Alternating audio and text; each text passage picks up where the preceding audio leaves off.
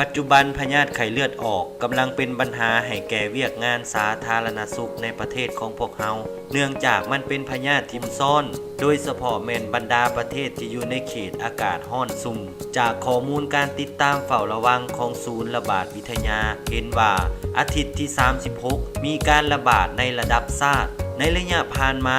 ก็ได้มีมาตรการอย่างหัดกุมด้วยหลายรูปแบบแต่ก็ยังมีกรณีการรายงานตัวเลขของคนเจ็บไข้เลือดออกยังสืบต่อสูงขึ้นอย่างต่อเนื่องนับตั้งแต่ต้นปี 2017 จนถึงวันที่ 2 เดือน 10 ปี 2017 มีผู้ติดเชื้อแล้วทั่วนครหลวง 3,490 กรณีและก็ได้เสียชีวิต 2 กรณีเมืองไซเศรษฐาก็เป็นเมืองหนึ่งที่ได้รับผลกระทบจากการระบาดของพยาธิไข้เลือดออกซึ่งปัจจุบันมีตัวเลขสะสมทั้งหมด894 กรณีเสียชีวิต 1 กรณีจากข้อมูลที่มีการติดตามเฝ้าระวังของหองการสาธารณสุขเมืองไซเศรษฐาเห็นว่ามี5บ้านเป้าหมายที่มีการรายงานตัวเลขเพิ่มขึ้นต่อเนื่องในอาทิตย์ที่39หา40ประกอบมีบ้านคำสวาดบ้านเมืองน้อยบ้านจอมมณีบ้านโพนทันและบ้านนาสังไพสภาพการระบาดของพยาธิไข้เลือดออกที่เพิ่มสูงขึ้นทางของการสาธารณสุขเมืองไซเศรษฐา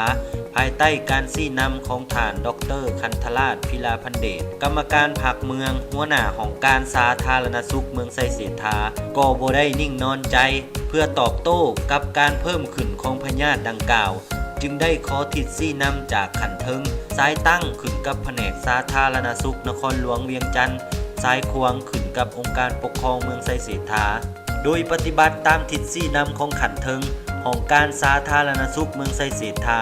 จึงได้เสนอขอกำลังเข้ามาสนับสนุนสมทบในการต้านและสกัดกั้นปราบปรามแหล่งเพาะพันธุ์ของนอนน้ำยุงลายซึ่งแผนกสาธารณสุขนครหลวงเวียงจันทร์ตกลงเห็นดีส่งทีมงานโต้ตอบพยาธิไข้ยุงลายจาก9ตัวเมืองและแขนงไข้ยุงนครหลวงลงมาช่วยส่วนองค์การปกครองเมืองไซเศรษฐาได้มอบให้ของการชาวหนุ่มและสหพันธ์แม่หญิงเมืองนำกำลังจากโรงเรียนและบ้านลงสมทบจุดประสงค์ในการสร้างขบวนการตะลุมบอลสุมใส่หาบ้านเป้าหมายที่มีความเสี่ยงสูงที่จะเกิดการระบาดของพยาธิไข้เลือดออก 1. สร้างขบวนการกวดล้างทำลายแหล่งเพาะพันธุ์ของนอนน้ำยุงลายโดยเน้นใส่หาบ้านเป้าหมายพร้อมทั้งปลุกระดมให้ประชาชนมีส่วนร่วมและเป็นเจ้าการ 2. นำพาทีมงานวิชาการโต้ตอบพยาธิไข้ยุงลายและตะลุมบอลพ่นยาขายุงตัวแก่ในหาบ้านในการจัดตั้งปฏิบัติได้แบ่งออกเป็นอยู่2ทีมในตอนเช้าได้ส่งทีมงานที่1ประกอบมีพนักงานของการสาธารณสุขเมืองไซเศรษฐาสมทบกับกำลังชาวหนุ่มจากหาโรงเรียนทั่วเมืองไซเศรษฐากำลังชาวหนุ่มบ้าน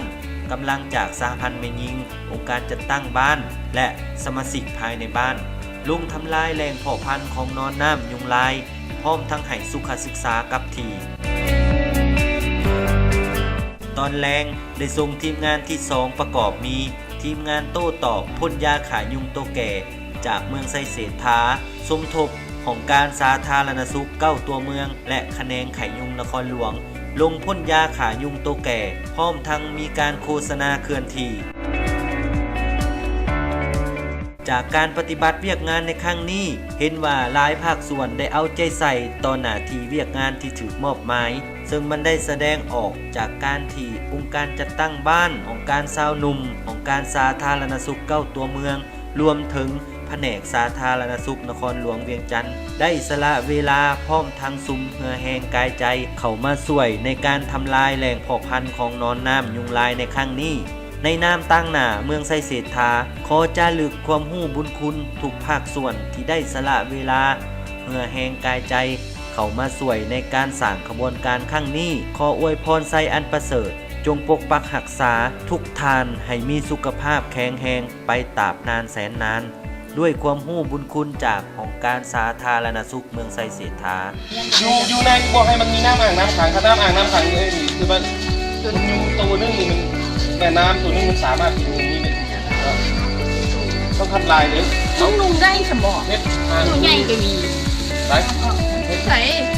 มีเลยมูดังยังอยู่ โบมัน เจ้าของบ้านไม่ได้ กับปิ่นมัน ยา จะ ๆ แบบ ไป นั้น เจ้าของบ้าน มัน ไม่ กิ้ ได้ งกับชิ้น เอ มัน อ ไม่สวย ถ่ายรูปมาได้ให้เจ้าของบ้านเจ้าของบ้านต้องทำลายมัน มันก็หัก ถ้าจะเอาไว้นอกกันให้เจาะให้อย่างเด้อ